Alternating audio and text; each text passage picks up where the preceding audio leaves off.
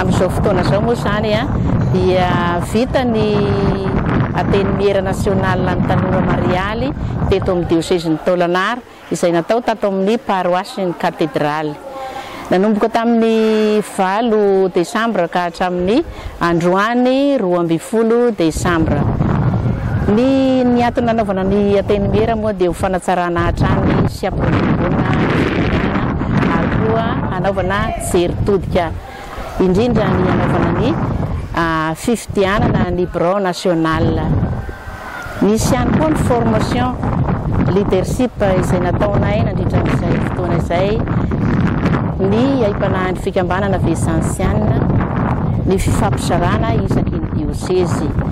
Nisy diocèse 12 nandray anjara ary 7 no tonga ny diocèse izay tonga ny lasy teto Tolagnaro.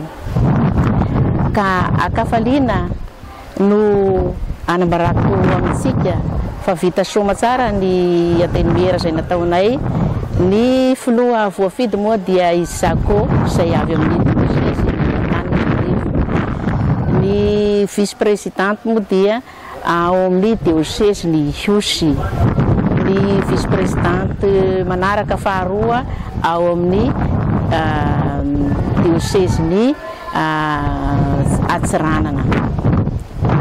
Isaorana n'Andriamanitra ny nahavitanay an'izay zava-dehibe izay fa hainy fikambanana tokoa ny nahavitany io ateniera io.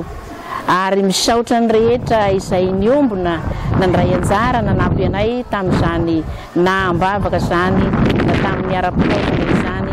Indrindra misaotra manokana ny tao amin'ny mairie, ny ao amin'ny région, ny amin'ny rehetra lafy kery rehetra na ara-panjakana zany na tamin'ny ara-piangonana fa tena ny farimbona ry zareo na atotosa izao ateniera.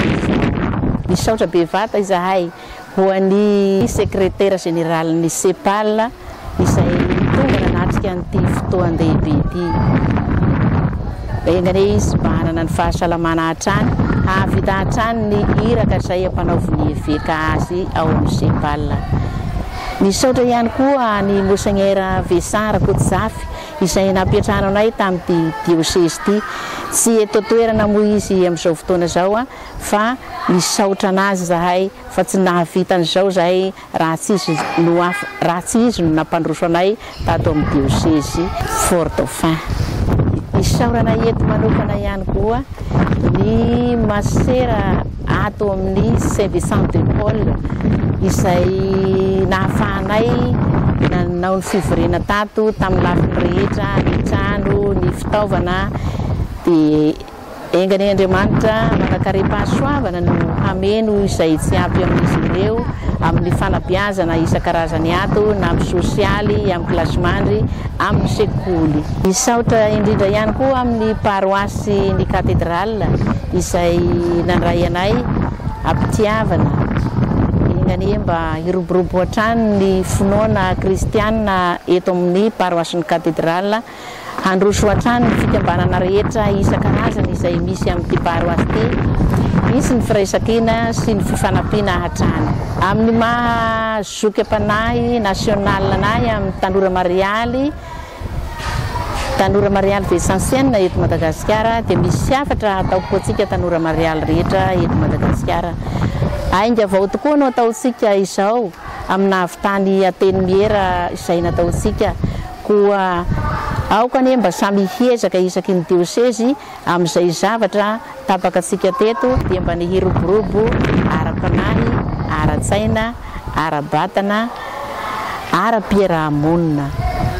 Koa mifarana eto zany izay natao teto Tolagnaro androany 12 Desambra.